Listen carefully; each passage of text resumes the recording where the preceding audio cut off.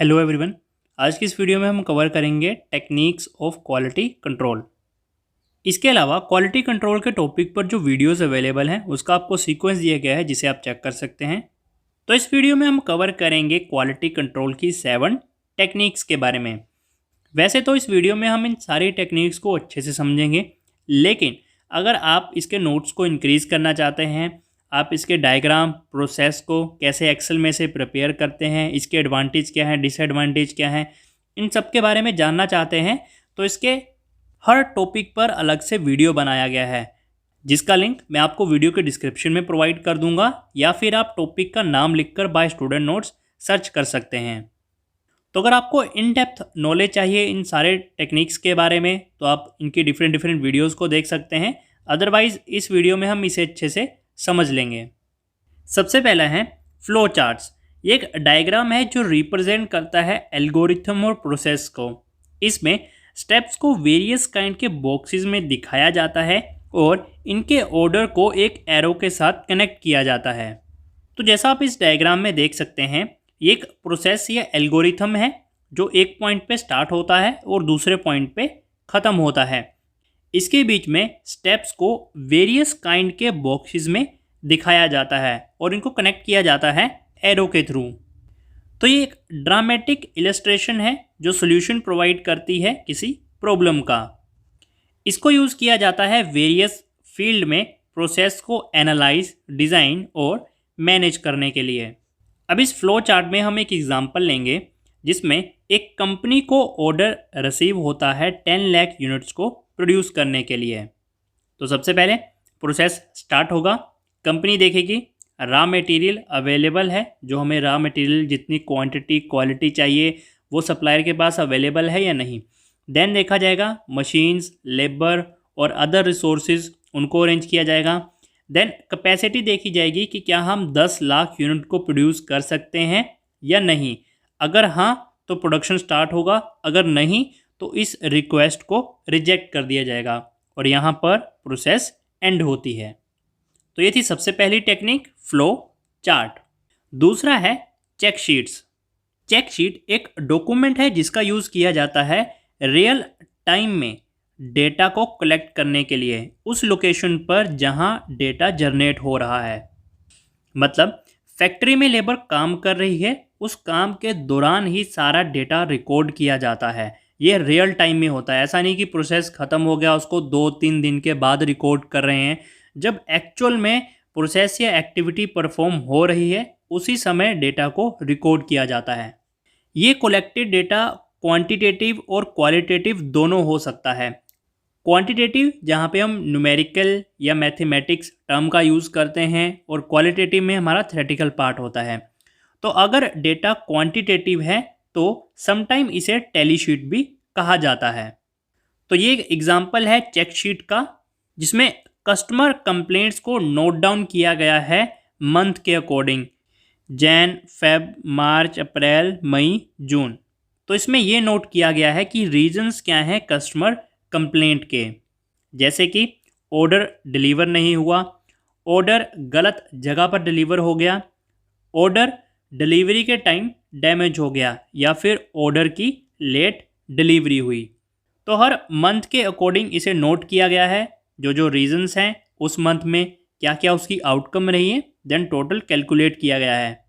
अब अगर हम टोटल के अकॉर्डिंग देखेंगे तो सबसे ज़्यादा रीजंस हैं कस्टमर कंप्लेंट के कि ऑर्डर डिलीवर ही नहीं हुआ है। तो कंपनी इस पर काम करेगी कि क्या रीजंस हैं जिसकी वजह से ऑर्डर डिलीवर नहीं हो पा रहा है, तो उसको वो ओवरकम करेगी। इसी तरह ये हेल्प करता है जितने भी रीजंस हैं उसको फाइंड आउट करने में और उस रीजंस को दूर करने के लिए, ताकि कस्टमर को एक अच्छी सर्विस प्रोवाइड की जा सके। थर्ड है कॉज एंड इफेक्ट डायग्राम। इसे फिशबोन डायग्राम भी कहा जाता है। ये शो करता है number of possible cause of problem, मतलब एक प्रॉब्लम के क्या क्या नंबर ऑफ कॉज हो सकते हैं, किसकी वजह से ये प्रॉब्लम हो रही है, और इसके लिए कंपनी को ज़रूरत है प्रॉब्लम को आइडेंटिफाई करने की कि कंपनी किस प्रॉब्लम को सॉल्व करना चाहती है, और उसे राइट साइड का जो बॉक्स है जिसे फिश हेड कहते हैं वहाँ राइट डाउन किया जाता है। तो ये फिश की एक इमेज है और फिश डायग्राम में ये फिश का हेड है। तो यहाँ पे प्रॉब्लम लिखी जाती है कि किस प्रॉब्लम के बारे में हम स्टडी करने वाले हैं, उसका यहाँ पे टाइटल दिया जाता है, जैसे कि न्यू प्रोडक्ट डेवलपमेंट। अगर हमें एक नया प्रोडक्ट लॉन्च करना है या बनाना है तो उस समय क्या क्या प्रॉब्लम्स आती है। तो सबसे पहले फिश हेड में हमें प्रॉब्लम को लिखना है जिसके बारे में हम स्टडी करने वाले हैं। अब कंपनी फाइंड आउट करेगी कॉज ऑफ द प्रॉब्लम, मतलब उस प्रॉब्लम के क्या क्या आउटकम हो सकते हैं, क्या क्या रीज़न हो सकते हैं, किस वजह से प्रॉब्लम आ सकती है। और कॉज को डिवाइड किया जाएगा डिफरेंट कैटेगरीज में, जैसे कि मैन पावर, प्रोसेस, मटेरियल और मशीन एक्सेट्रा। अब हेड में लिया हमने प्रॉब्लम को जिसके बारे में हम स्टडी करना चाहते हैं, वो है न्यू प्रोडक्ट डेवलपमेंट। अगर हमें एक नया प्रोडक्ट तैयार करना है तो उसमें क्या क्या प्रॉब्लम्स आ सकती हैं। देन इसे हम डिफरेंट कैटेगरीज में डिवाइड करेंगे, जैसे man power, material, methods, machine. Then देखेंगे कि इसके अंडर क्या क्या रीजंस हो सकते हैं। जैसे कि अगर मैं मटेरियल की बात करूं तो हो सकता है कि मटेरियल की क्वालिटी अच्छी ना हो, और अगर अच्छी हो तो वो बहुत ज़्यादा एक्सपेंसिव हो। स्टोरेज की प्रॉब्लम हो, अब आपने मटेरियल मंगवा तो लिया लेकिन आपके पास इतनी स्टोरेज ही नहीं है कि आप उसे स्टोर करके रख सकें। और अगर आप प्रोडक्शन करते हैं तो प्रोडक्शन के बाद जो फाइनल प्रोडक्ट है उसे भी स्टोर करने की आपके पास कैपेसिटी नहीं है। रॉन्ग परचेज ऑर्डर, आपने ऑर्डर कुछ करना था लेकिन आपने ऑर्डर कोई और मटेरियल कर दिया, तो ये सब प्रॉब्लम्स हो सकती हैं। तो इस तरह सबसे पहले जिस प्रॉब्लम के बारे में स्टडी करनी है उसे फिश हेड में लिखेंगे और बाद में उसके कॉजेज़ को आइडेंटिफाई करेंगे कि किस वजह से प्रॉब्लम्स आ सकती हैं। फोर्थ है कंट्रोल चार्ट। कंट्रोल चार्ट को शेवहार्ट चार्ट और स्टैटिकल प्रोसेस कंट्रोल चार्ट भी कहा जाता है। ये एक ग्राफ है जिसमें डेटा को प्लॉट किया जाता है टाइम ऑर्डर के अकॉर्डिंग, ये स्टडी करने के लिए कि प्रोसेस ओवर द टाइम कैसे चेंज हो रही है। कंट्रोल चार्ट में 3 लाइन होती है, एक सेंट्रल लाइन जो कि एवरेज को रिप्रेजेंट करती है, दूसरी अपर लाइन जो कि अपर कंट्रोल लिमिट को रिप्रेजेंट करती है, और थर्ड होती है लोअर लाइन जो कि लोअर कंट्रोल लिमिट को रिप्रेजेंट करती है। इसे थोड़ा ध्यान से समझेंगे। सबसे पहले ये देखिए, ये एक ग्राफ है जो कि टाइम को रिप्रेजेंट कर रहा है। कैसे, ये देखिए नीचे है नंबर ऑफ डेज 5, 10, 15, 20, यहाँ है नंबर ऑफ प्रोडक्शन। अब इसमें हम देखेंगे कि कैसे डेज के according number of production change हो रहा है। इसमें ये सेंट्रल लाइन है जो इसे एवरेज कहते हैं, ये लोअर कंट्रोल लाइन है और ये है अपर कंट्रोल लाइन। अगर डेटा लोअर कंट्रोल लाइन और अपर कंट्रोल लाइन के बाहर है तो उसे आउट ऑफ कंट्रोल कहा जाता है। इसमें आउट ऑफ कंट्रोल को रेड डॉट में बताया जाता है और कंट्रोलेबल को ग्रीन डॉट में। तो ऐसा कोई भी डेटा जो लोअर कंट्रोल लिमिट और अपर कंट्रोल लिमिट के बाहर होगा उसे आउट ऑफ कंट्रोल कहा जाएगा, और जो इनके अंदर होगा उसे कंट्रोलेबल कहा जाएगा। अब यहाँ पे अगर हम इस सीक्वेंस को देखते हैं तो ये अपर कंट्रोल लिमिट और लोअर कंट्रोल लिमिट के अंदर है, लेकिन फिर भी ये आउट ऑफ कंट्रोल है। क्यों? क्योंकि इसका ट्रेंड आउट ऑफ कंट्रोल की ओर जा रहा है। तो अगर ट्रेंड फ्लक्चुएशंस में होगा, जैसे कि यहाँ कभी down up down up down, तो ये कंट्रोलेबल होगा। अगर एक ही सीक्वेंस में वो अप साइड जा रहा है या एक ही सीक्वेंस में वो डाउन साइड जा रहा है तो उसे भी आउट ऑफ कंट्रोल कहा जाएगा। अब कंपनी को उसका क्या फ़ायदा होगा? अगर हम 47 डे देखें तो उस समय प्रोडक्शन 0 था, और वहीं अगर हम डे 5 देखें तो उस दिन प्रोडक्शन 100 था। अब कंपनी ये देखेगी कि क्यों 5th डे पर प्रोडक्शन इतना ज़्यादा था और क्यों 47 पर इतना कम था। इसके रीजंस को फाइंड आउट किया जाएगा। अगर ये ट्रेंड अप डाउन जा रहा है, मतलब प्रोडक्शन बहुत ज़्यादा हो रहा है, बहुत ज़्यादा हो रहा है, तो उसका रीजंस क्या है, इस रीजंस का पता लगाकर कंपनी उस पर स्टडी करती है। 5th है हिस्टोग्राम। हिस्टोग्राम एक अनदर टूल है क्वालिटी को कंट्रोल करने के लिए, जो कि यूज़ किया जाता है डेटा को समराइज करने के लिए। हिस्टोग्राम बार ग्राफ की तरह दिखाई देता है, लेकिन ये बार ग्राफ की तरह सेम नहीं होता है। हिस्टोग्राम में बार के बीच में कोई भी गैप नहीं होता है।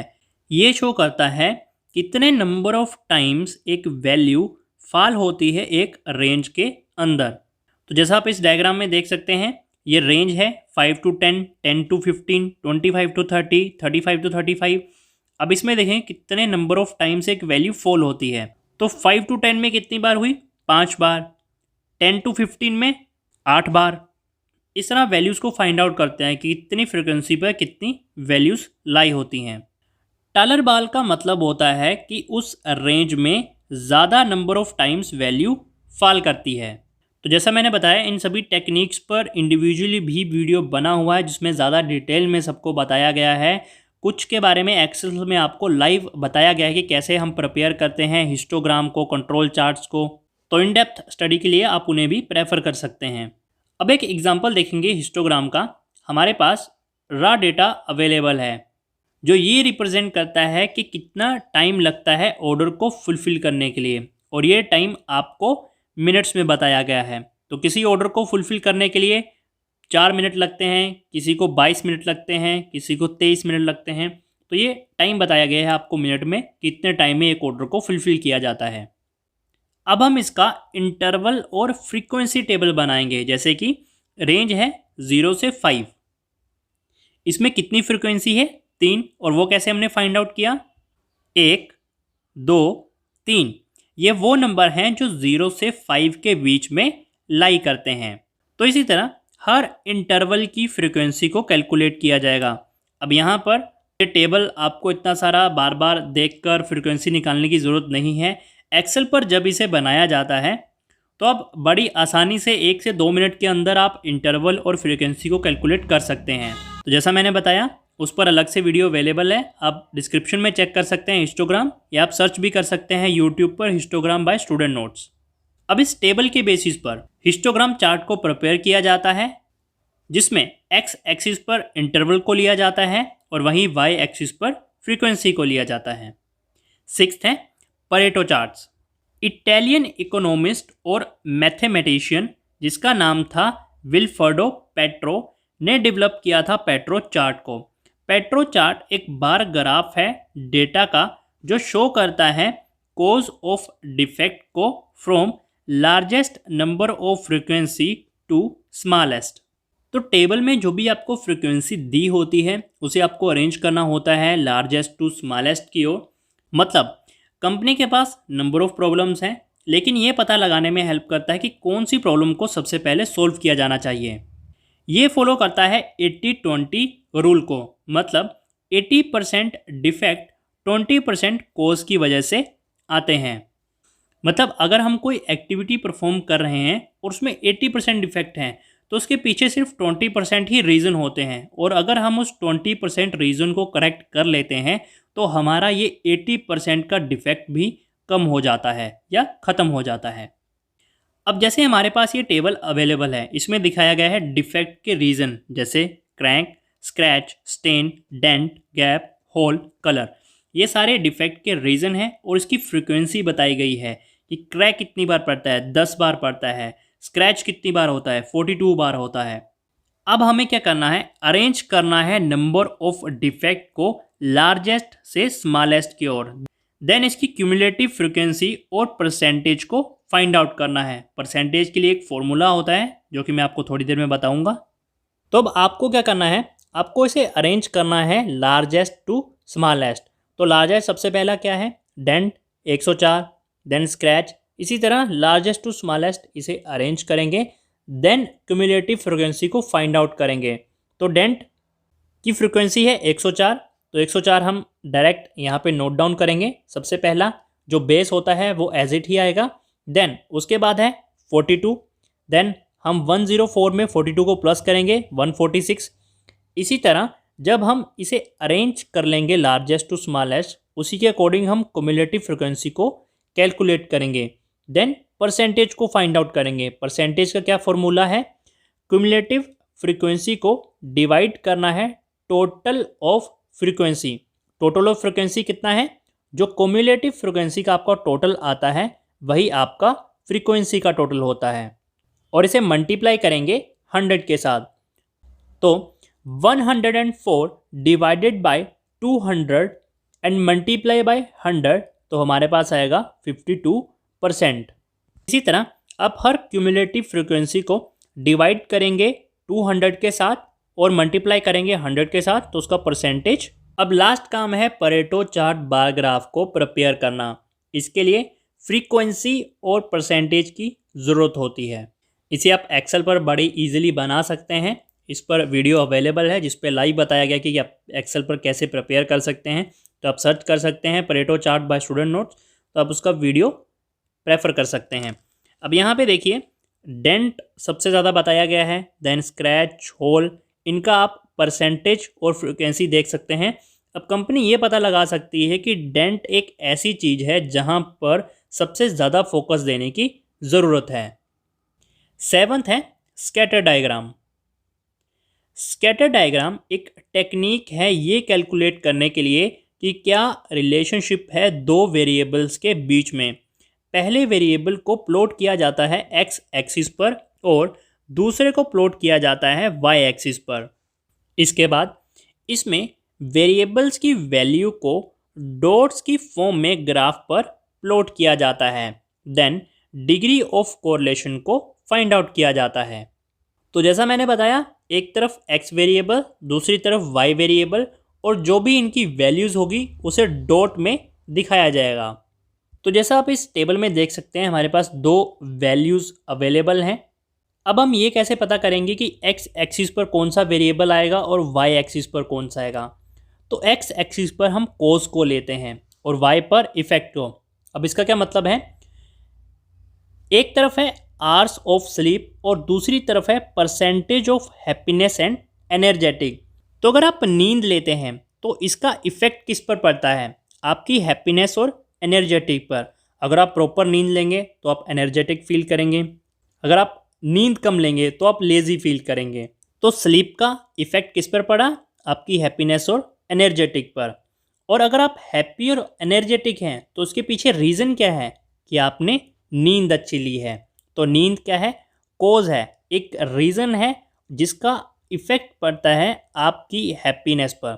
तो कोज आपका हमेशा वाई एक्सिस पर आता है और इफेक्ट जिस पर प्रभाव पड़ रहा है वो आता है वाई एक्सिस पर। तो जैसा आप इस चार्ट में देख सकते हैं, एक्स पर है आवर्स ऑफ स्लीप, वाई पर है percentage of happiness and energetic. Then scatter diagram को प्रिपेयर किया तो ये एक परफेक्ट पॉजिटिव कोरिलेशन बना। अब यहाँ इसकी बहुत डिफरेंट टाइप्स हैं, सर्च कर सकते हैं आप scatter diagram chart by student notes, तो वहाँ पे ये बताया गया है लाइव कि कैसे बनाया है और जो भी इसकी डिफरेंट टाइप्स हैं उसको भी अच्छे से एक्सप्लेन किया गया है। तो परफेक्ट पॉजिटिव कोरिलेशन क्या होता है, इसमें एक अगर इंक्रीज़ होता है तो दूसरा भी सेम रेशो में इंक्रीज़ होता है। तो अगर आपकी नींद ज़्यादा ले रहे हैं, अगर आप 4 घंटे नींद ले रहे हैं तो आप लेज़ी फील करेंगे लेकिन थोड़े बहुत एनर्जेटिक होंगे। वहीं अगर आप 6 घंटे लेते हैं थोड़े और ज़्यादा एनर्जेटिक होंगे, 7 घंटे नींद लेते हैं तो फुल एनर्जेटिक फील करेंगे। तो जैसे जैसे आपकी नींद बढ़ती जाएगी आप एनर्जेटिक भी होते जाएंगे। तो एक परफेक्ट पॉजिटिव कोरिलेशन है, क्योंकि अगर आप नींद को इंक्रीज़ करते हैं तो आपकी एनर्जी लेवल भी इंक्रीज़ होता है। तो दोनों में कोरिलेशन सेम है। तो ये थी क्वालिटी कंट्रोल की 7 टेक्निक्स।